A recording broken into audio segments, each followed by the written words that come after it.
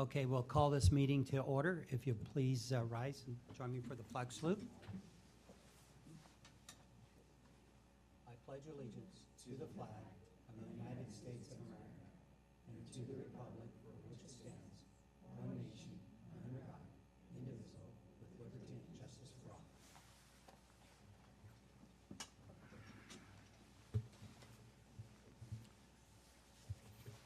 I want to welcome everybody here tonight and everybody that's out there watching on YouTube. Have we got any need for translation tonight? Okay, seeing none, then I need approval of the agenda. I'll make a motion that we approve the agenda. And I second. All in favor? Aye. Any opposed? So carries. Have we got any public comment for tonight? Okay, seeing none, then we'll go on to item 2, oath of office. I'd like to invite Izara Pruneda and Chris Baginski forward to take the oath of office as school board members in the Fellow School District.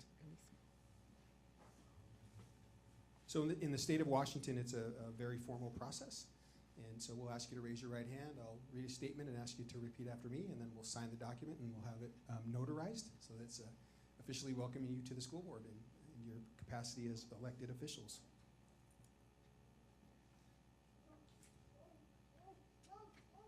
So repeat after me. Raise your right hand, please. I state your name. Do hereby solemnly swear that I will support the Constitution of the United States and the Constitution of the State of Washington, and will faithfully discharge the duties of Director of Othello School District 147, Adams County, State of Washington, to the best of my ability. Congratulations.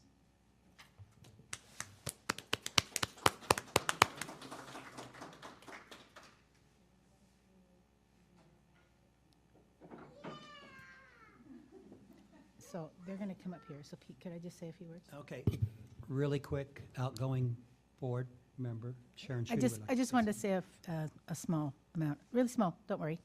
I want to thank Pete, the board, our high school reps, all of the OSD employees, really.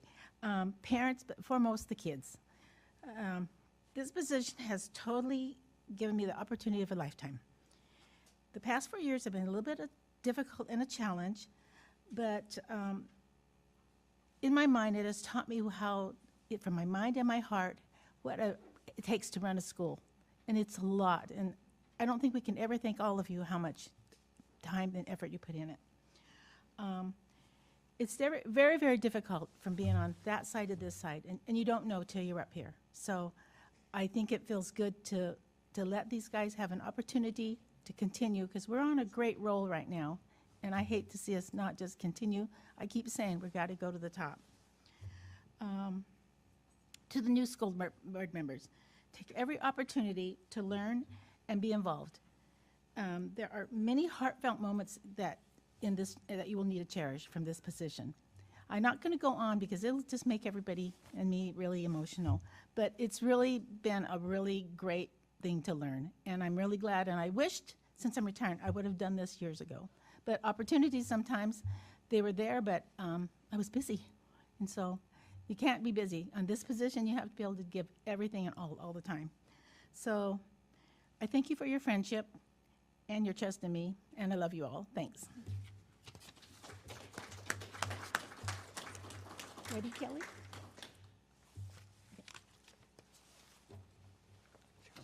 Thanks, Kim.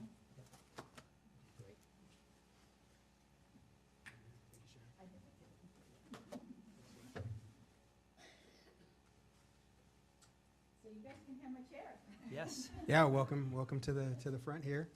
As they're coming forward, I do also want to acknowledge a new student rep tonight.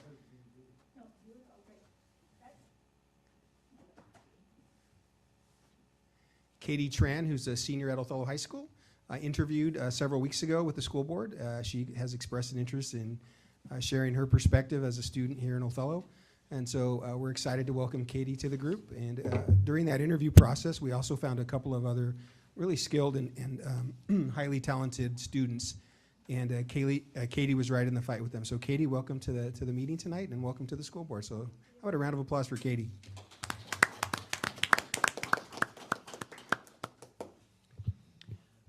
Okay, from here we'll go on to recognition. Yeah, I'd like to invite Denise Marich, principal over at Scootney Springs, to share a word about our staff member that we'd like to recognize this evening. Good evening, and is this on?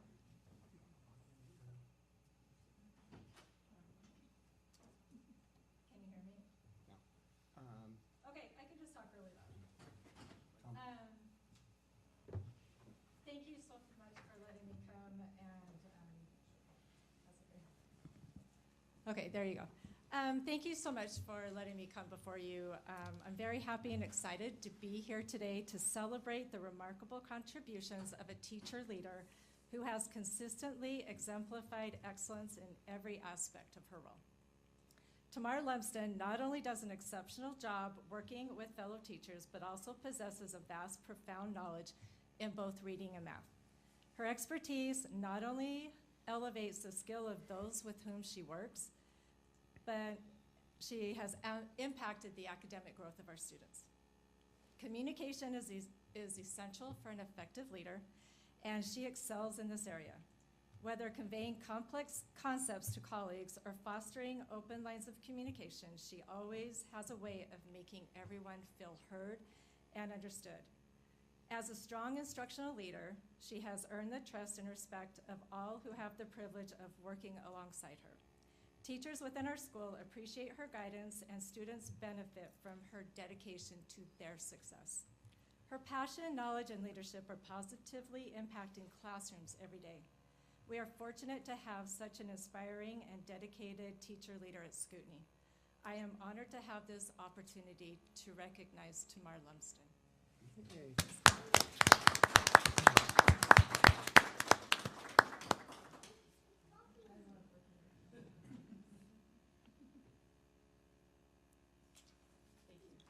Thank you. Thank you.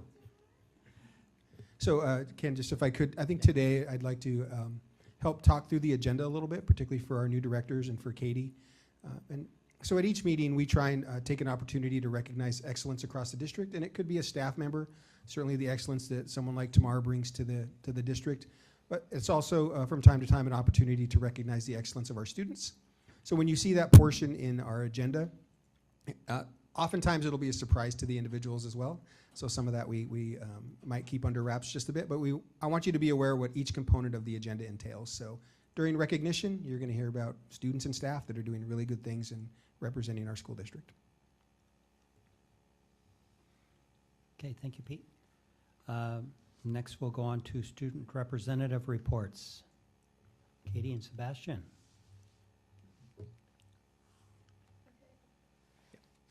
Pull it closer, please, Katie. So currently at the Othello High School, we have a PEP week next week and a Spirit week for the winter assembly. So at the end of most of the year, so we have a fall one and now we're on a winter one where every student at the end of the week will gather along and have a big PEP assembly. So that's what we're looking forward to next week.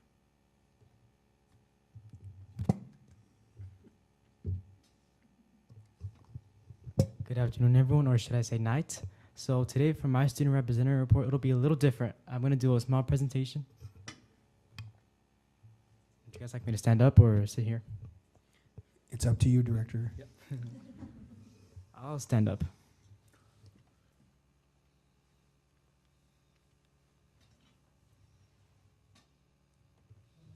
Sebastian, please grab the mic, though, so everybody could hear you. Thank you.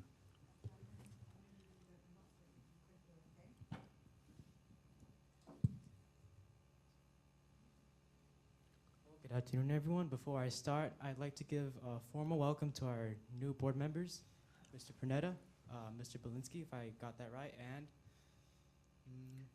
What's the last one? Mr. Gerber, Yeah, Mr. Director Gerber. Yeah. Yeah, and then Katie as well. I look forward to working with you guys for the next year until my term ends.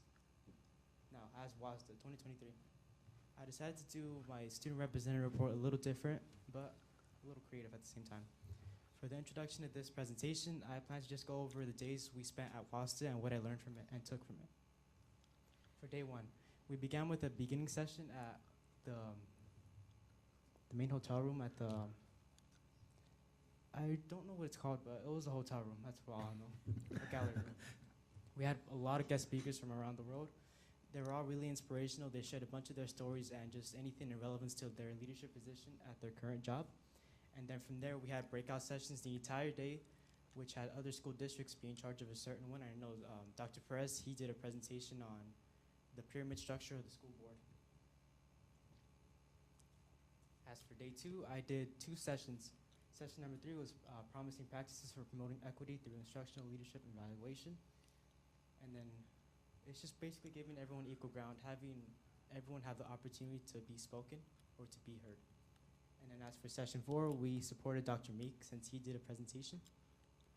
And then we went home, but overall it was a really great experience. I got to meet a lot of new student representatives, and I got to meet other school districts. Now, as for what I took in, I have a proposal. I'm thinking that me and Katie could work together to create a new project to have parents state their opinion on during just any event outside of the board meeting room. Because the only time I really hear parents talk to us is during this meeting room, which most of the time it's always a negative thing, but I'm looking forward to giving parents the opportunity to talk something positive. And then here's just a small photo collage I made. That was UW, some board members walking at Seattle at night. It was really pretty. Sunset at the UW fountain.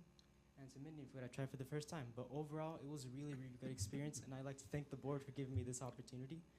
And I look forward to what the next few months has. Thank you. Thank you, Sebastian.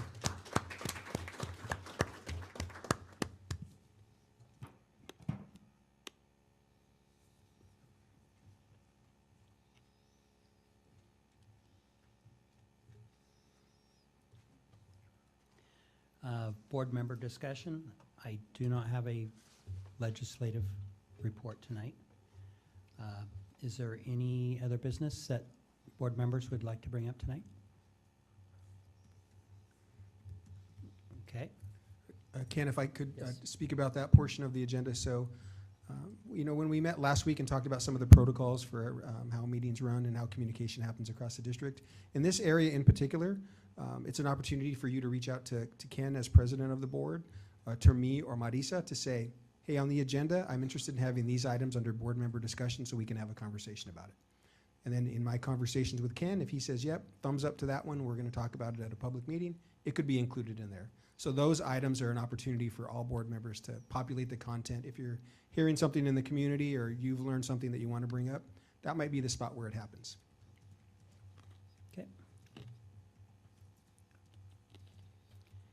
Now we will go on to C1, required approvals. I motion to approve the required approvals. Do I have a second? I second it. Okay. All in favor, say aye. Aye. Aye. Aye. Any opposed? So carries.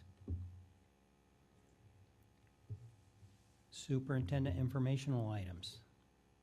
Yeah, so this evening, just one item, but it's the language of K-12 is what I've titled the chunk. So for our newest board members, you're going to learn when folks come in here, principals, teachers, other folks who have spent their careers in education, you're going to hear a lot of terms, maybe some acronyms, new phrases that you're going to say, well, what does that mean? What exactly is that? It's in your industry as well. I'm sure you say things in the dairy or out on the farm that we wouldn't know what you're talking about, but everybody else in the room would.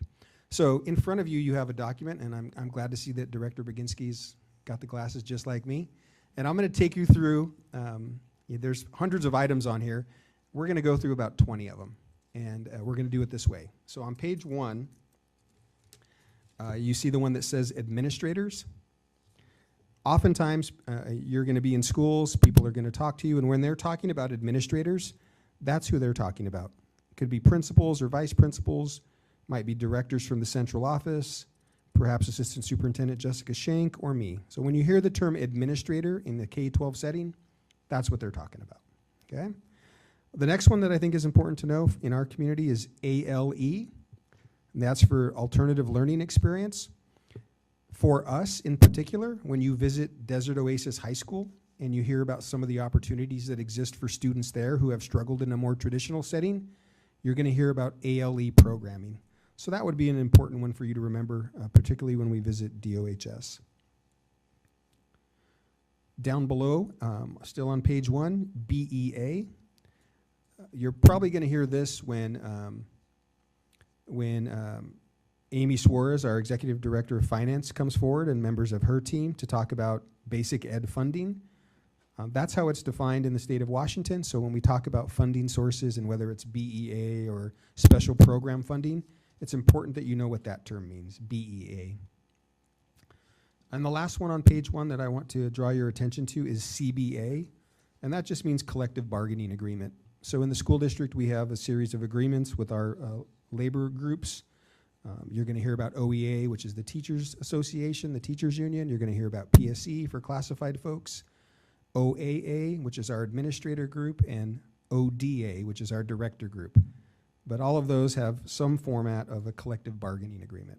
So if you hear me say CBA, that's what it means. Now on page 2, there's 5 that I want to highlight for you. The first one is cohort. So oftentimes principals will come in here and talk about what's happening at their school, sharing evidence of growth, and from time to time they will talk about a cohort of students. Hey, how were these kids doing as first graders? Now how are they doing as second graders? And then how are they doing as third graders? So they'll talk about cohort data in that way. So I think it would be important for you to know that term when they're here. The next one came up at our work session the other day, career and technical education. I know particularly Director Pruneda had some comments and ideas around the trades, and I've heard Director Baginski share those as well, and certainly other board members have in the past. But when you hear CTE, that's exactly what we're talking about, career and technical education. Most likely you would hear that from our high school administrators and perhaps some of those at the middle school, but also from Amy Paris, who helps direct and lead the career and technical ed work in our district. At the other end of the educational spectrum from the high school, there's one that says DIBELS. And DIBELS is an indicator of reading fluency. And so again, when principals are in here sharing data with you, there's going to be a time when they share fluency rate of their students, how much progress our kids had made, and that's a real specific measure that we capture data with consistently at all of our elementary schools. So when you hear the term DIBELS, that's about early reading. Dual credit, I think Katie's probably a good example of someone who's taking college courses at our high school and getting college and high school credit simultaneously. So you're going to want to understand the term dual credit. We're also working on a direct transfer agreement with Big Bend Community College so that our students can earn an AA while they're here in Othello, never have to leave our campus. But dual credit is an important one to learn. The next and last one on page 2 is ECAP. And ECAP is a partnership that we have with our ESD down in Pasco. And ECAP helps support early learning programs. And so we might have kids that come to our preschool for half a day and then go to ECAP for half a day. We don't supervise those people. They don't work for us, but they lease space from us right across from Scootney Springs at the old church there that used to be OSD preschool. So when you hear about ECAP, I want you to know what that term means. All right, on page 3, ELA, that means English Language Arts. Back when we were in school, they probably just, who's your English teacher, right? But when you hear ELA, and you're going to hear that K-12, you're going to hear our elementary people talk about ELA, you're going to hear it at the middle school, and you're going to hear it at the high school. ELA is English. This indicates EL or ELL. It's for English language learners. You're going to want to make a note on this one and write the letters ML. The current terminology around those students is multilingual, coming from an asset-based perspective. So one of our 3 district priorities is around understanding the experience of multilingual learners. That one's going to be an important one in our school district because of the number of students that have that lived experience as multilingual learners. Two more on this page. About midway down, you see ESD. ESD is the Educational Service District, and in the state of Washington, there are 9 of those. We are in ESD 1, 2, 3. So when you go to a WASDA training, and maybe when you go to a regional meeting with other folks, you're going to hear about ESD 1, 2, 3. You might hear me say, I was at a meeting at the ESD and was with 30 other superintendents. That's down in Pasco on Court Street. So that's the ESD. And then the last one on this page is FTE. And you'll hear that in the context not only of students, but employees. So if we said we have 4,500 full-time FTE, that means we have 4,500 students in the Othello School District. If we said we have 700 FTE employees, that means we have 700 employees. So that just means full-time equivalent, okay? And I'm sure we're going to have a test at the end of this, so just a brief introduction. Stick with me because we're about halfway there. Page 4, inclusion. Inclusion is a term that, particularly in the state of Washington, has taken hold recently, and it's about making every effort, K-12, to include students with special needs in a general classroom setting as consistently as possible. And so when you are at a school site and you hear our teachers and our principals talking about including students, when our special ed director, Heidi Wagner, gets in front of you and says, hey, we want to highlight this program that's working towards inclusion, you should understand what that term means. Now I'm really going to confuse you towards the bottom. You see LEA is listed there twice. One of them is about levy equalization and funding that might come from the state of Washington. And the other is the Othello School District. We're a local education agency. So LEA, but 2 different meanings. One related to funding and one related to who we are as a school district. And then the last one on page 4 at the bottom of the page is levy. And so you know, the way that we operate many of our programs and provide funding for some of our staff is a local tax. And attached to that local tax is a commitment by the state to assist us in providing education to our students. Levy comes around, typically in Othello, it's been every 3 years. And I know that at least Director Baginski has been involved in some of the, on the other end, the bond piece, but a very similar process and different rate of passage. And when Ken perhaps reports a legislative report, there are calls across the state to adjust the levy passing rate from that 60% supermajority. So you might hear conversation around that with other board members, or you might get an email saying, hey, would the Othello School District support this idea? But levy is an important one to keep in mind. Page 5. MSOC. Again, this is going to be one that you're probably going to hear most often from our friends in finance. And it's just the supplies and operating costs for a school district. And again, it's a funding one. Hey, this is what the state allocated for MSOC. This is how much we're getting this year. This is how much things actually cost. Here's the gap in that, and here's how we're going to address it. So when you hear MSOC, that's what that means.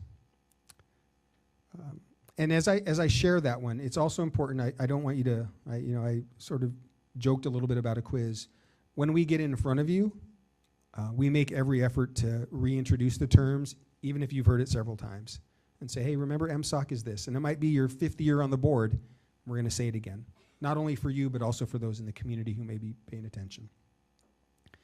The next one on this page is NSBA. That one's important to know because several years ago, the school board at the time made a commitment to attending not only regional and statewide trainings. Sebastian just did an excellent report on the Washington state level training, but the National School Board Association, we've attended that the last several years. And so you may be asked or invited to attend that and to listen to what's happening in school districts across the country.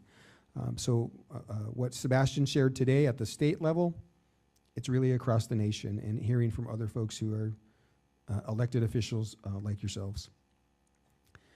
OPMA, you heard that the other day. That's the Open Public Meetings Act. And from time to time, there might be folks who approach you about making sure that we're following those rules and paying attention to that. And there might be times where we direct you, hey guys, you can't be together here. hey, make sure that we're paying attention to this. Hey, who's going to show up because we need to announce a quorum. But OPMA is an important one. And then the last one on page 5 is OSPI.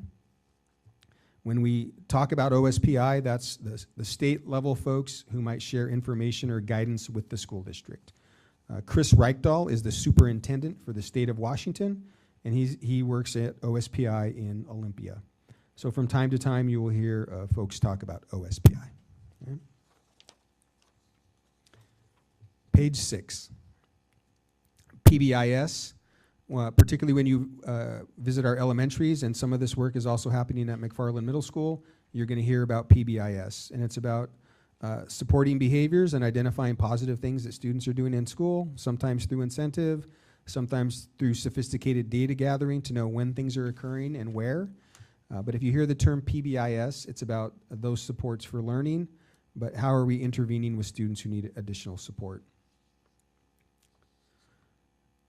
This next one, we haven't said much in our school district, but it's becoming more and more important across the state, and that's the prototypical school. And that's a formula that the state uses to identify the amount of funding that they're going to send to a school district. That's becoming more and more important across the state of Washington as districts are struggling with maintaining a fund balance, meeting the expenditures that each district is experiencing, dealing with inflation and accelerated costs. So in your Ken's legislative report or other information that might come to you as a director, you might hear calls for increasing the prototypical funding model. That's what that's about. An example in the real world, let me take a little breather here, might be, this is what it costs to run a 300 cow dairy. But the Dairy Association, but the real cost is this. Now, will the Dairy Association increase my I know that's not how it works, but that's how it works for us, right? This is what it takes to run a school district for 4,500 students. We're going to send you that much. Well, what if you increased it by 0.5%, right? That might make a significant difference. So, prototypical funding model. PSE, I touched on that earlier. That's our classified employees. So think our paraprofessionals, most of our secretarial staff, our nurses, our custodians, our maintenance folks, our bus drivers. About half of our employees, maybe over half of our employees now are PSE. Last two on this page, RCW is the Revised Code of Washington. So from time to time, you might be asked to reference an RCW. And so there's a quick way to say, what does the law say about this? What's the school district required to do? And then the next one is a RIF. That means reduction in force. And that comes at a time when a school district might be eliminating positions, forced to consider employee layoffs. So RIF is an important term to be aware of as a board member as well. All right, 2 more pages. And I promised to the folks at home, I think if the board would acknowledge it, there's several hundred on here maybe that we could talk about. So it feels like it's a lot, and I know that it is, but these are really important ones to consider in our context. On page 7, SRO is a school resource officer. So you may or may not be aware that the school district has a partnership with the Othello Police Department, and we employ and help support and fund 2 school resource officers. One is housed at McFarland Middle School, and one is housed at Othello High School. So SRO is a term you're going to hear. And SROs in our context and across the state, they're not viewed equally in school districts. Some school districts refuse to employ SROs. So you might be sitting in a room with directors at WASDA who would be shocked that a school district has a police officer in a school. But you might be sitting in another meeting where everyone around the room says, yeah, we have an SRO, it's a no-brainer. So you just need to understand that there are some differences, not only certainly across the country, but in our state as well. TPEP, that's how we evaluate principals and teachers. There have been some changes recently in how we evaluate principals, and all of us have been required, those of us who supervise principals, to go through a training to make sure that we're certified by the state to evaluate principals appropriately. And they have announced some changes, but it seems like they've been kicking the can down the road for adjustments in the teacher evaluation system, particularly around student growth goals. But when you hear the term TPEP, that's about evaluating our teachers and our principals. UDL is a term about lesson planning and creating flexible learning environments and learning spaces. You're probably going to hear some of that conversation. In our district, much of that work has been done by Heidi Wagner and Jessica Schenk. So you might hear that term from time to time. And now the last four on page 8. WA-AIM is an assessment. You'll hear a lot about assessments in our district. I talked about the DIBELS assessment and the kind of data someone might report on. You might hear about the Smarter Balanced assessment. But WA-AIM is a Washington assessment specifically targeted for students who have cognitive challenges. So a different kind of assessment, and you might hear that in a smaller setting if you're visiting a school site, or there's a particular report from our folks in the special ed department. WA-KIDS, just below WA-AIM there, WA-KIDS is a Kinder Ready assessment. You'll hear about that data at each of our elementaries and particularly at our preschool. Are our kids ready for kinder? Is our pre-K and our transitional K, are we getting the outcomes we want? And so you'll hear a lot about WA-KIDS. You might also hear from a kinder teacher who might want to share their opinion about the effort and energy that WA-KIDS takes. WEA, it's the State Teachers Union, not unlike PSE, and that's for our certificated staff. And then the last one, we're going to end on a high note, WASDA. Sebastian just gave a report on his WASDA experience, and that's the Washington State School Directors Association. So that's your professional group.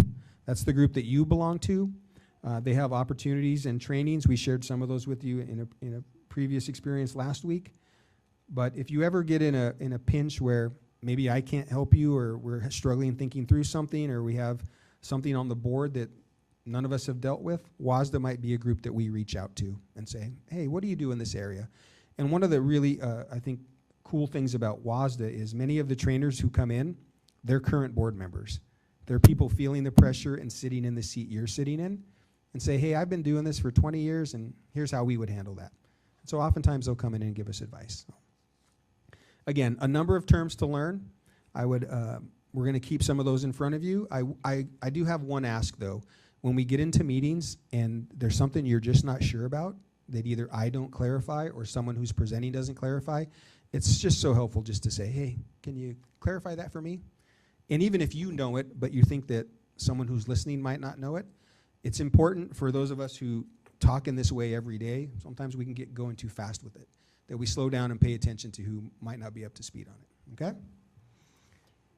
Can I just ask one question? What's the difference between OEA and WEA? Because So- OEA is not on here. Right. So this list came from WASDA, and WEA is the state level organization, and OEA would be the This is our local. specific, Yep. okay. So with PSE, we use the same term to describe the state level group, and then the local level group goes by PSE as well. All right, thank you, Ken. Okay, thank you. The next item is district priorities. Yeah, that's a new item, and this is actually, Sebastian did a good job of describing his learning at WASDA, and I know that all of us learned some things there. So what you're going to see in the agenda, this is actually the first time it's been on there, so we didn't put any content in it, but I want to describe it to you. For the last 2 school years, the priority areas in the school district have been around professional learning communities, feedback, and our multilingual learners. Those are our 3 district priorities. And it's important that you all understand what we're doing in those areas, and not only to support the work, but also to provide a level of accountability. That's your role as board members. So this is new information for Ken as well, and what you're going to see in each agenda are these 3 items appearing. And what might be linked here is a memo or a report, or in superintendent informational items. So tonight I took 15 or 20 minutes. We might decide that for the flow of the meeting, there's no content in superintendent informational items, but Assistant Superintendent Shank's going to give an update on our work with our multilingual work process. Or you might hear from a principal who we want to highlight their work around feedback. But we're going to continually come back to these priorities. It was something that I heard at WASDA, and I thought it was a really effective way to make sure that we say that we're focused on our priorities, but how often are we reporting on it? So this is a change to the agenda, and so I just wanted to make you aware of that and to let you know how you'll be seeing content in this area. Thank you, Pete. The next one is policy review. Over the last year and a half, since we went back, or got away from policy governance, we went back to our DOPs, and we've had WASDA actually reviewing them. And slowly they've been coming back with a revision or changes. For example, tonight, they're all first readings. It gives you an opportunity to review them. If you have any changes, you could get back, or questions about any of them, you could get told of Marissa. And we can either pull it off and discuss it at the next meeting, or if you have no questions or comments, they'll automatically go on to the second reading and they will be on the consent agenda. Okay. So this is the first reading on all of those tonight. Okay, upcoming events.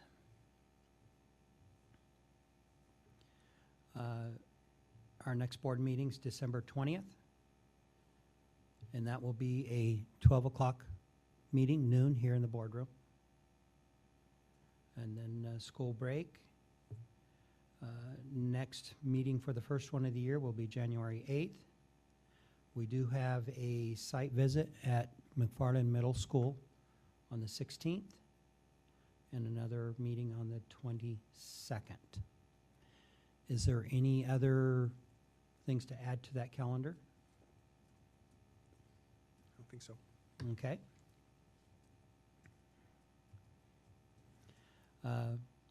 Next thing we'll go to is the board of self-assessment of the meeting. This gives the board an opportunity to discuss how the meeting went, the highlights of the meeting, what was good about it, and also the bad things about the meeting, or what could be changed. And they are brought back to us on the agenda to us at the following meeting too, so they're always present with us. Tonight, I appreciate the Pete updating us on all the acronyms, and really appreciate the new board members coming on tonight. I would always, my favorite part is when we have recognition of somebody in the district who's doing really well. So I'm very grateful that we had that tonight while I was here. And I want to say welcome to Chris and to Azaro to the board. This will be my last meeting. I think Aaron will be here to be sworn in at the next meeting. And so I just want to say thank you for the opportunity to serve and be part of the district.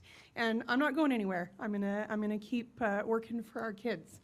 So this has been an incredible experience. And thank you for bringing us a staff recognition tonight, because that was great.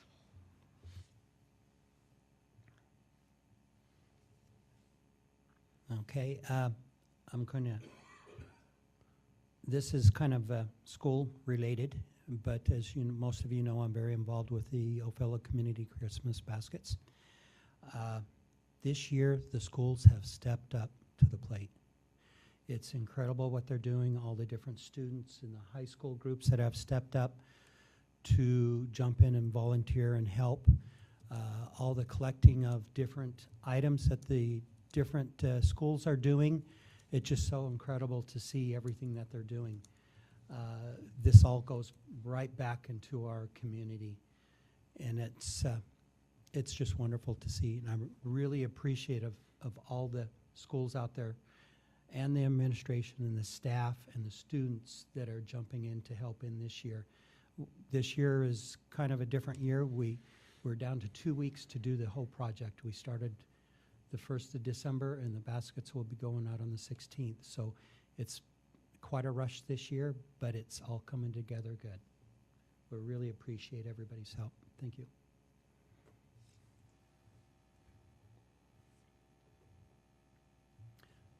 Is there any more to bring up under the board self-assessment of the meeting? Sebastian? All right, this is just some final words I wanted to share to Mrs. Camp, Miss Lemus, Jaden Hale, and I always forget one person. Or Mrs. Schutte, Sharon? Director Mrs. Schutte. You're right in front of me. But I just wanted to thank you guys for everything you guys have done to the board, especially to me. You guys really helped me out while I was here. I got really anxious on my first board meeting. I remember I still am today, but it's fine. But just thank you guys so much for everything you've done for me. You guys inspired me, brought a smile to my face, gave me advice. I'll never forget you guys. Just continue pursuing on what you love to do, and don't let anyone tell you what you can or can't be. Thank you. Good luck on your journeys. I'd just like to add a couple pieces if I could, maybe one to piggyback off Sebastian's comment. I want to appreciate the board members for being here today who are transitioning off. I think there are times when elections occur where it's not as cordial. And I think it's really important that what we model to our students in this room is very, very important. So I thank them for being here today and for participating in this transition. And I hope that our students and staff are paying attention to the example that they set. So thank you to Director Camp and Director Schutte for being willing to do that. Also want to recognize Sebastian for having the courage to get in front of the board and to share his learning. That's a vulnerable thing to do, and I really appreciate Sebastian making the effort to do that. So thank you, Sebastian. Okay, and next thing is executive session. The board will recess into executive session for 45 minutes to discuss the sale or lease of land and potential litigation. No action will be taken following the executive session. We'll meet back in Pete's office in 3 minutes.